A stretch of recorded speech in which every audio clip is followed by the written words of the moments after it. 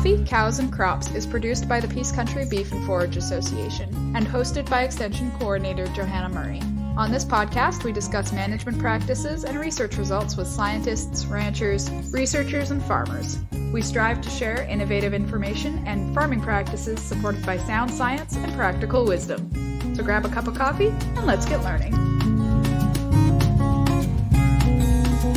Hi, everybody. Thanks for tuning in to Coffee, Cows, and Crops. In today's episode, I'm chatting with Jeremy Boychyn from the Alberta Wheat and Barley Commissions about the seeding rate trial that they're working on in the Peace Country this year. But before we get into all the fun stuff, Jeremy, would you like to introduce yourself and tell me a bit about how you got started with the Wheat Commission? Sure. So my name's Jeremy Boychyn. I'm the Agronomy Research Extension Specialist with the Alberta Wheat and Alberta Barley Commissions.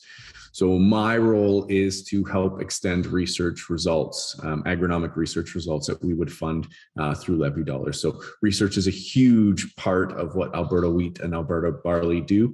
We fund a lot of breeding and agronomic research, so we can circle that back to farmers so they can be more profitable and more efficient on their farm.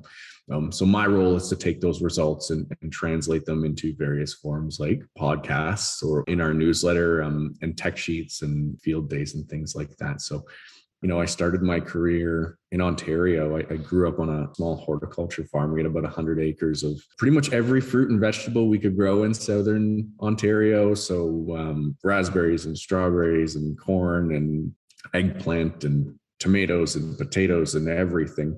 And we had a few acres of greenhouse and we had a farm market. We sold right to the public there. And I went to the University of Guelph and did an undergrad in horticultural science and then a master's in plant physiology. And then spent a few years with Cargill as an agronomist, and then spent a couple of years with NutraAg, a specialty fertility company, and then jumped on with Alberta Wheat and Alberta Barley in 2018. It has been a blast. Working with commissions and on the extension side, the number of producers I get to communicate with and get an understanding of the challenges that they work with. It's been a great experience so far. So can you tell me a bit more about the Wheat and Barley Commissions? I'm on the cattle side, so I don't know a lot about them or what they do. For sure. So, Alberta Wheat and Alberta Barley are two separate commissions. We're run by one staff, though. So one staff works on both commissions. So each commission will have their own set of directors. So it is a producer-directed organizations, and we look to represent the interests and serve as a single voice for producers, both on the wheat and the barley side.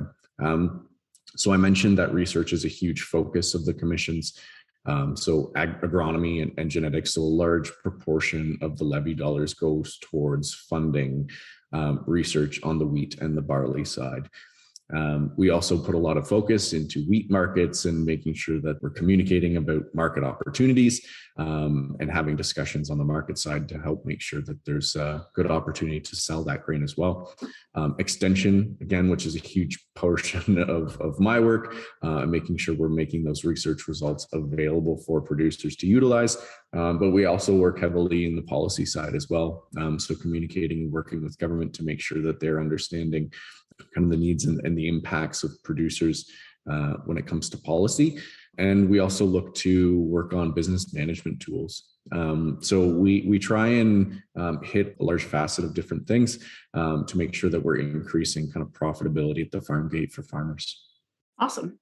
So to start us off, why are seeding rates important and kind of what do they affect? Yeah, absolutely. It's, I love this question. And it seems to be such a large portion of the discussion and extension that I do yearly, because, the way I look at seeding rates, it is one of the most pivotal or one of the pivotal pieces of establishing a high yield potential and high quality potential crop. We think about fertility and the value that goes in there. But seeding rates is one of those things that is kind of a foundational piece that allows us to set a high yield potential for that crop. So it's an important thing to kind of focus on, to put a strong lens on.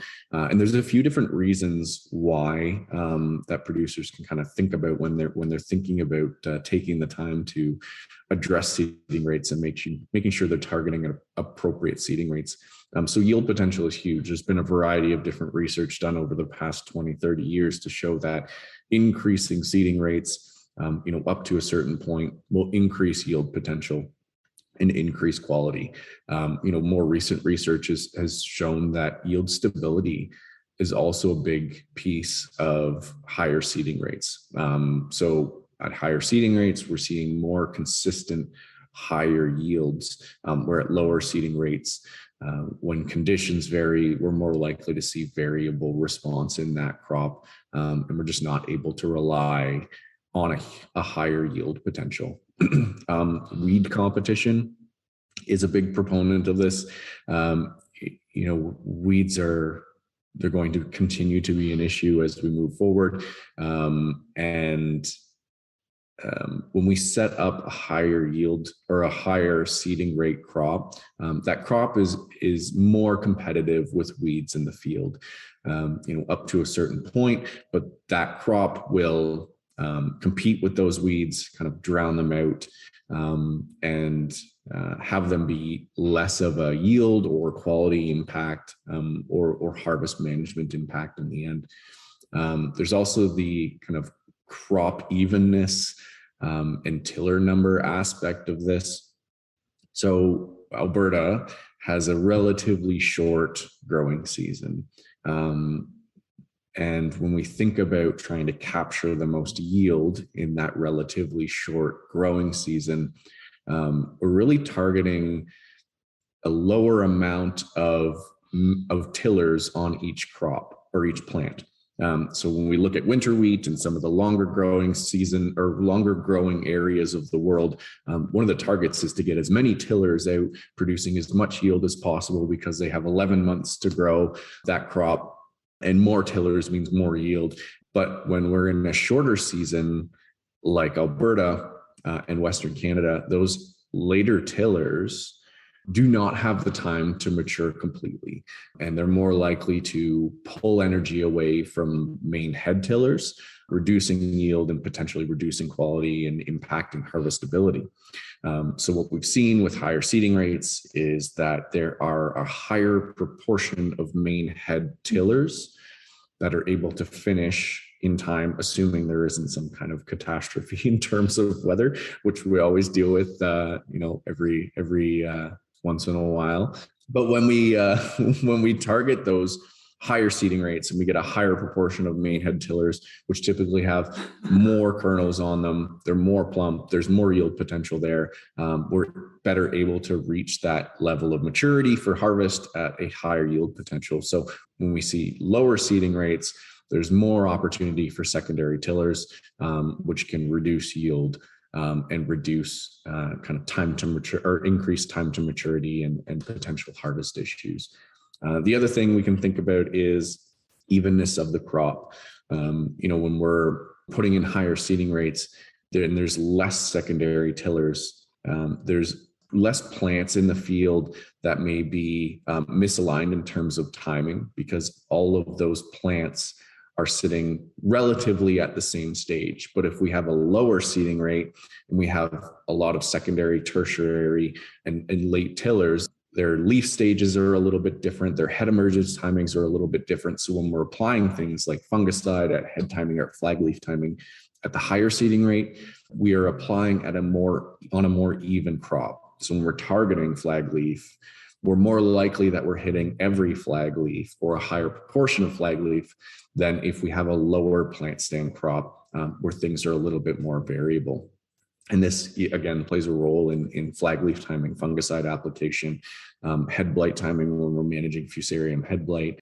So very important when we think about kind of the other inputs that we put into a crop other than just seeding rate. And then the other thing is maturity. At higher seeding rates, we typically see a reduction in time to maturity, which again, with a shorter season that we have in Western Canada, any way we can capture more yield while reducing time to maturity is a valuable piece. So those are kind of the main aspects that I'll typically hit on when we talk about seeding rates and importance to farmers. That makes sense. We talk about that a lot with like cocktail crops and intercropping, is that additional competition, I guess, from the higher seeding rate and the more plants does a lot of those things. Yeah. And you know, I was up in the piece not too long ago, last month, and was chatting with Enpara, and they're doing a few different intercropping mixes. And one of the discussions that came out of that was different seeding rates of these intercrops.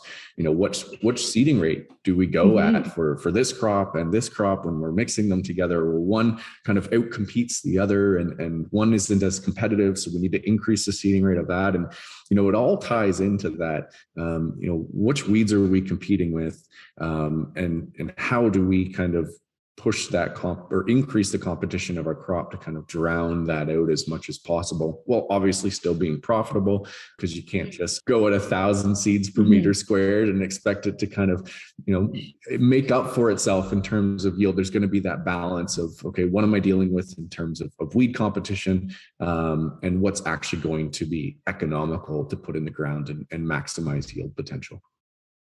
100%. And on that note, are recommended seeding rates calculated based just on kind of the yield potential and weed control, or are there other factors that you're thinking about when you're recommending seeding rates? Yeah, so it's a great question. Typically with spring wheat, winter wheat, durum, you know, these things, recommended seeding rates are based on yield potential. There are other factors that will play into quality, but mainly we're looking at yield potential. Now, the contrast to that is going to be malt barley. Malt barley, the research, typically when we're looking at seeding rates, we take a very close look at what quality looks like as well. John O'Donovan and some of his coworkers looked at seeding rates of malt barley, and the recommended seeding rates of 300 seeds per meter squared that came out of that was not just based on yield, but also quality, so plump, thins, protein, those kind of factors. So where is that line where we're meeting yield potential, but not pushing ourselves out of those quality parameters? Because with malt barley, as we increase seeding rates, we can reduce our plumps a little bit and get more thins because there's more competition. So are we staying in that range? So that's one where there's a little bit more kind of intensity on the seeding recommendations, not just looking at yield, but for the rest, typically the recommendations come out of yield potential and where we're maximizing that. Interesting. Okay. So this trial is looking primarily at wheat. What varieties are you testing, and how did you pick those varieties? Yeah. So we kind of worked with each of the 4 groups that are running this trial. So Peace Country Beef and Forage, Enpara, Sarda, and Mara. So all of these groups, as we kind of worked through these RFPs and looking at this trial, kind of communicated about what is the most common varieties that are grown in those areas and what are potential upcomers that may have potential. So there's 4 varieties that are in. There's Brandon, Viewfield, Redberry, and Wheatland. So Brandon is picked as that check, that commonly grown variety that we see on almost every farm. If not on every farm, it's at least on the neighbor's farm. And then Redberry and Viewfield, which are, kind of commonly grown, but maybe not covering as many acres, showing maybe a shorter season variety and kind of that mid-range season variety. And then Wheatland, which is the upcomer that was registered in 2020. So very much a new variety. And then by having all these different genetics, this ties into that conversation of genetics by environment, by management. So we want to understand in different environments, under different management practices, how do these different genetics respond? So all of these 3 factors will kind of play on each other. So if we have one piece of genetics, so Brandon grown in one location under a specific management practice, if we take that variety and move it to a different location, will that management practice still be ideal to get the most yield out of that? Now, Brandon is it's kind of grown across the province. We know it's pretty flexible in terms of where it performs best. But does Viewfield still perform that way? Does Redberry perform that way? And obviously in this trial, we're looking at the management of seeding rates. So at these different seeding rates we have under this trial, is each variety going to perform the same way at each location? Or are there going to be recommendations for each variety at different locations to make the most of the environmental conditions or the management practices that are already in place there? So again, this all kind of ties into that genetics by environment by management theme of, if we change one of these things, how does it impact the other? And do we need to be a little bit more fine-tuned when we're changing varieties or changing locations within a variety? That makes sense. So I know the trial you're doing here in the piece is based off some research done between 2019 and 2021 that showed some differences in kind of yield and test weight and protein content based on seeding rates. So is it common for different ecoregions and different environments to have different recommended seeding rates? Or is that kind of a new thing that you guys are working on? Yeah, so I think, and again, excellent question. I think this is probably something that comes up all the time, and it is kind of inherent in the management practices of producers across the province. Alberta is such a massive province with varying ecozones, and there was parts of Alberta that barely saw 3 inches, 2 inches last year, and other parts that saw much more. So our recommended seeding rates, are they applicable to all parts of the province? And maybe what I'll say, Joanna, is there is one recommended kind of seeding rate range for each crop across the province, but each part of the province is going to be dealing with different environmental conditions that will be able to take more or less advantage of higher or lower seeding rates. So when we think about yield potential as it relates to seeding rates, thinking about environmental conditions and the resources available for a crop to take the most advantage and create the highest yield potential, those higher resource areas that have more rainfall and more organic matter have a higher yield potential, higher average yield potential than somewhere that gets 3 to 4 inches of rain and has 1% to 2% organic matter. So are both areas going to take full advantage of a 35 plants per square foot seeding rate? Maybe some years, but maybe not every year, right? There might be some years where the rainfall is a little bit closer, but more likely you're going to see that contrast in the amount of resources available for that crop when we put it in the ground. So it's important for producers to look at that seeding rate range and ask the question of am I going to be able to take full advantage of a higher seeding rate? Or if I'm in a lower rainfall area with lower organic matter, I'm not going to be able to reach that full potential. But that doesn't mean you should only be targeting the lower seeding rate, because when you do get decent rainfall, there's more opportunity to take advantage of that higher seeding rate. The way I like to think about seeding rates as it relates to rainfall and yield potential is, when you're putting your seed in the ground at a specific seeding rate, and let's say you target a higher seeding rate, you're setting the yield potential higher. And then it's up to the rest of the management practices that you have in place and the environmental conditions that you're going to encounter through the year to actually reach that higher yield potential. So if you seed at a super high seeding rate, you're going to want in a reasonable amount of rain. You're going to want organic matter releasing nitrogen. You're going to want good fertility. You're going to want minimal amount of pest pressure from disease or insects to reach that full yield potential. If we go at a lower seeding rate, we're automatically setting the bar at a lower yield potential on average. So if we do get perfect rainfall and no pests and fertility is optimal, we may reach that lower yield potential, but we're not going to really push above that because the seeding rate has kind of set the bar for where the yield potential can be. So it's really kind of a risk management of how many years am I in environmental conditions to reach the yield potential for the seeding rate that I'm going at. And this is kind of, if you dig into the research, is kind of inherent in the research results where, and this is why there is a range rather than one specific number for seeding rates, where we see the maximum yield potential, because in some years, the maximum yield potential that we saw in those research trials is the lowest seeding rate in those recommended seeding rates. In some years, it's the highest, because environmental conditions have changed. So this is where it's, okay, higher seeding rates produce the highest yield potential and the highest yield stability, but we also need to have those environmental conditions to reach that. So in a roundabout way, to answer your question, Joanna, is, there is one recommended range across Alberta, but producers' opportunity to take full advantage of high seeding rates is going to differ depending on the environmental conditions that they deal with year in and year out.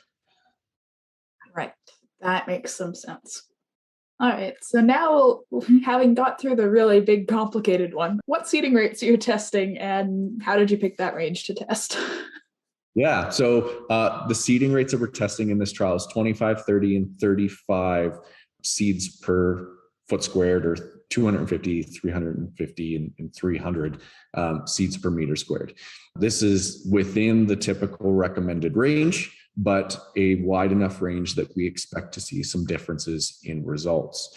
It's not on the extreme ends of sometimes where seeding rates occur. I've worked with producers in the Innisfail region where, typically they see a decent amount of rain. They're in the 6 to 8% organic matter range, and they will push 38, 40, sometimes 42 seeds per foot squared because they know that they have the environmental conditions to reach that. So we knew within this range, it's reasonable for most producers to be targeting somewhere, or large majority of producers to be targeting somewhere in this range. And it's a wide enough range that we expect to see results between varieties and between locations. So it's seeding rates that we hope to see results from, but the results from it can be applicable on farm to producers.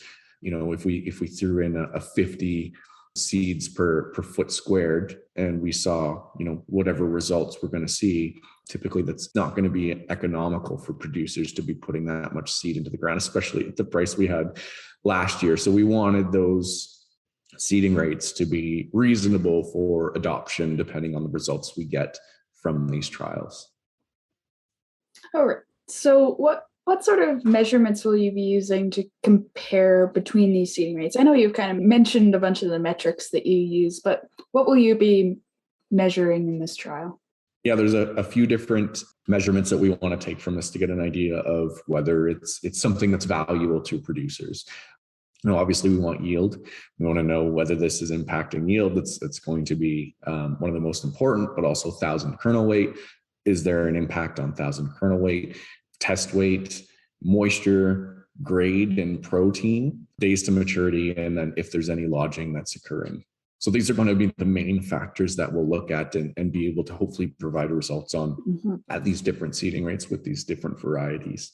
And again, these are kind of staple pieces of information that hopefully we'll be able to see kind of adoption for producers based on the information that we pull from this. Definitely. Now, very briefly, I know one consideration for plant density, as you mentioned earlier, is weed control. So how much of a difference do you expect or have you seen from high seeding rate to low seeding rate in terms of weed population? Yeah, so I really like this question so much that not too long ago, I bugged Dr. Brianne Tideman, who's a researcher at AAFC Lacombe, who focuses on weed management and integrated weed management. I asked her this question, and as typical with agronomy and agriculture is, it depends. It depends on a lot of different things of what's going on. It depends, what's going on in that seed bank, how much weed seed is in there, and what kind of presence is already there. What weed type or species are you dealing with? Some weeds are going to be more competitive than others. So increasing a seeding rate of your crop may have an impact on some weed species, but others, it just may not be enough to compete. So it depends on what weed species you're dealing with. Row spacing is going to play a role in this as well, right? Like you can do a huge seeding rate, 40 seeds per foot squared. But if you're on 20-inch rows, there's still plenty of room for those weeds to go in there. So, this is going to play a role in what kind of competition we're going to see and how much it's going to compete with those weeds. If you're on 6-inch, 7-inch, or 9-inch rows, maybe that super high seeding rate is having more of an effect because you're creating more of a canopy earlier in the season and you're better able to compete with those weeds. So there's going to be a few different factors that impact that, but also, seeding date. How early are you seeding? We've seen research from Dr. Brian Barris with ultra early seeded wheat. If we're seeding earlier, we have more of those tillering leaves, creating a canopy earlier in the season. And, we always talk about the target of having as much canopy as possible prior to June 21st, the longest day of the year. We're capturing as much sunlight as possible, and then we're creating more of that competition. But if we seed much later, we're more likely to be competing with some of those weeds emerging. So that's going to play a role in that as well, but also variety. And, there isn't a ton of research or none that I've really come across for Alberta and some of the varieties we use on which varieties are more or less competitive, right? But I think inherently there's going to be some differences in competitive ability between varieties and between crops in Western Canada.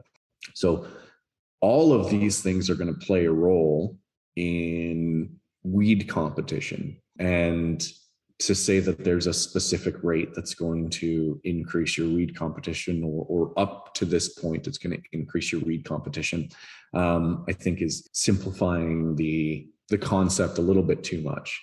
It's more about playing the odds, right? If we increase our seeding rates, we're more likely to have a larger canopy. If we seed early, we're more likely to have a larger canopy early. And if we do that, we're more likely to shade out and outcompete a larger proportion of the weeds.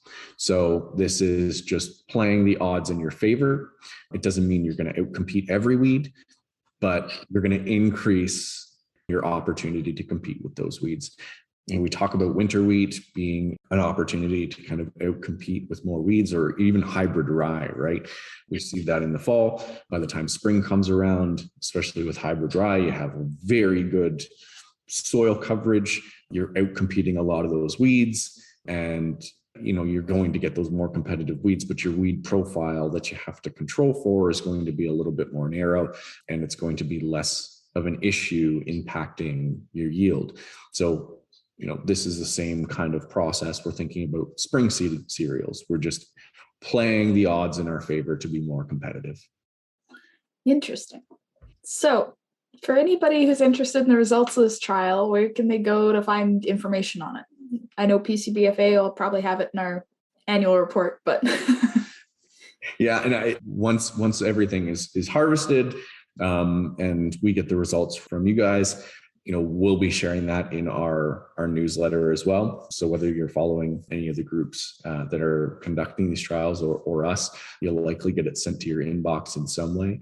It'll be an article on our agronomy website. So it'll be kind of static that we can go there and refer to that after.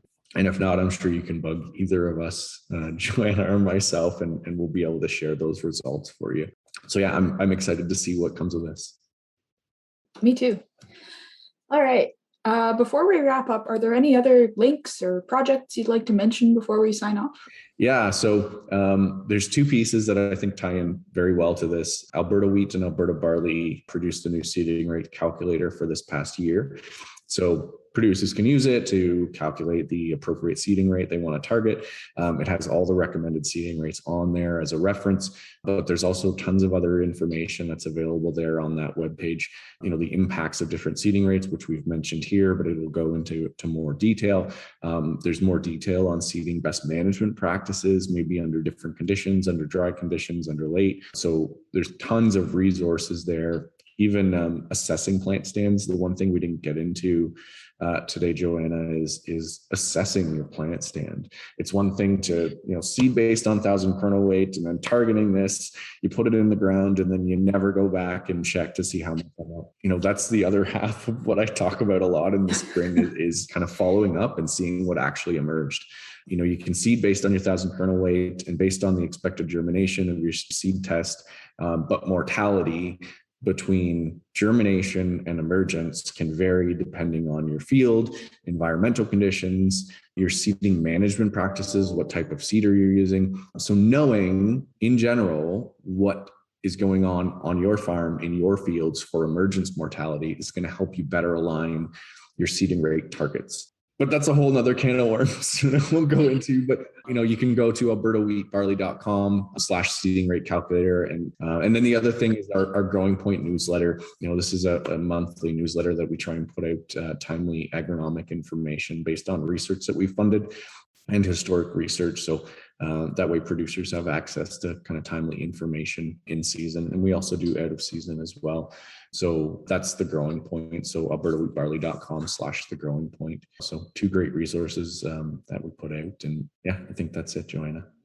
Right on. Well, thank you so much for doing this. I think there's some great information. Thanks for having me, Joanna. I appreciate it.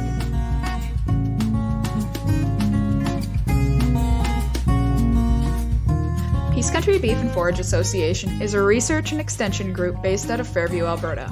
Our mission is to help producers thrive in an agricultural system that is profitable, regenerative, and attractive to future generations. To learn more about what we do and see the results of our research trials or our archive of newsletters and fact sheets, check out our website at peacecountrybeef.ca. Want to get in touch? Have a burning question or a topic suggestion? Send us a message on Twitter, Instagram, or Facebook. Thanks for listening.